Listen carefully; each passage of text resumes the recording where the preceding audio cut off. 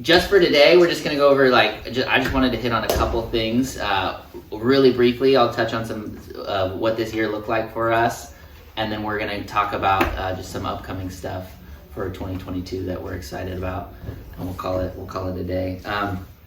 First thing, I just want to highlight a couple things from this year that were exciting. Obviously, one of our big highlights is hiring Trevor, working with the middle school as the middle school pastor, and that's been huge. We hired Kitsy and Kalina this year. So, one, it's been really encouraging for me to see the church pouring in financially to leaders to care for the students, and it's already just been a really, I think, immensely helpful to the program. So that was a huge highlight. Some other highlights, we did an LJ Survivor event in the summer that had over 25 kids at it. We went to Knott's Berry Farm, Disneyland. We took 18 kids to summer camps. So just still a really active, fun year. And so it was good. The main teaching, just so you guys, this year we really focused on defining the gospel and demonstrating how you can see both the gospel story in both the Old and New Testament. And that was really a thematic teaching throughout the year. So I just wanted to give a brief end of the year summary. And then going forward, we're really going to be focusing on two things. One that I really want to talk about today is discipleship. It's been something that's happened here since I've been here organically, but not in a way where it's administrated at all. So it's happened organically, and Lily would have Jess Punches would take Lily out snorkeling and stuff like that. Some of you guys might know Jess, and discipleship really is a relational model of teaching people how to follow Jesus. There's one thing for me to stand up here, or Adam to preach on a Sunday, that does something, absolutely, but there's a relational model in discipleship that is teaching people how to follow Jesus.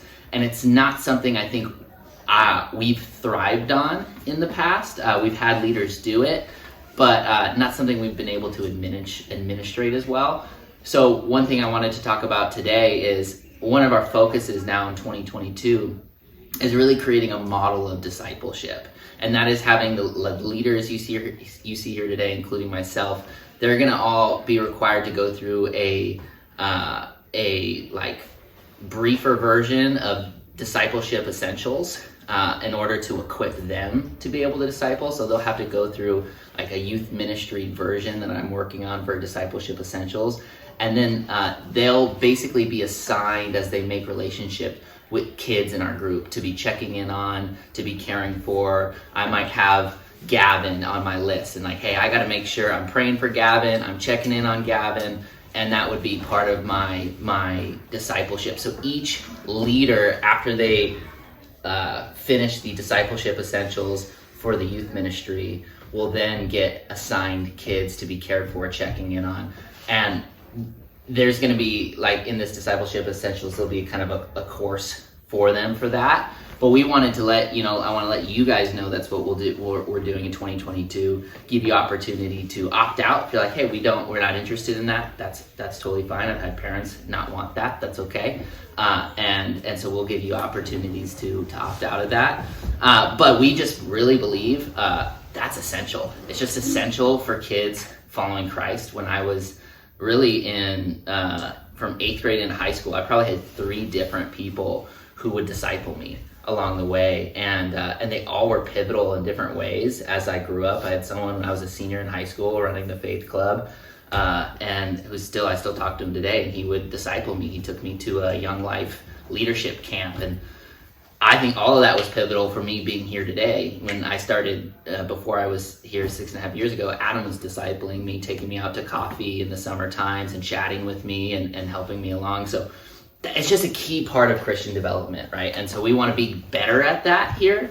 And so letting you guys know that we'll be introducing a program in 2022. I didn't want to just send out an email and have you guys feel blindsided by it, but kind of be able to tell you about it, let you ask questions.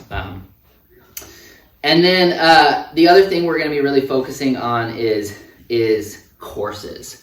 We only offered one course this year. We did a MoneyWise course for the young adults and for the high school kids, which was just a Dave Ramsey kind of stuff they don't offer in school, right? And we had like 4 or 5 kids show up to it, but it was just a Dave Ramsey financial Christian perspective course, and we want to really offer courses so kids know whether it's stuff like that's really practical, or also really important theology, so kids know like what is the gospel, how do I share my faith, evangelism. So again, focusing on different courses we're going to be offering in 2022. That's just some of the vision and some of the stuff we're setting forward for the coming year. And last thing I'll touch on before we'll just kind of open up, you guys have any questions, let you go, have pizza, is just winter camps. Winter camps are coming up. Camps are really great, and they're like one of the essential ways kids go and experience Christ. The 2 things that I've kind of narrowed down for us here is that we want to both give kids learning opportunities, like head knowledge, educational experiences where they're learning things about the gospel, things that they can know and understand and repeat, but also it's not just head knowledge, right? They have to go and experience God in worship, to experience God in nature. So our camps are really, really key. So we have winter camps coming up. I have flyers for those, but these are big, and we've switched middle school to Hume Lake and Hume SoCal instead of Forest Home, really solely because of how good their gospel preaching is. It's just solid, and so I switched it because it was better. So we've been going that for middle school. High school, we'll be doing our classic snowboard and ski winter camps.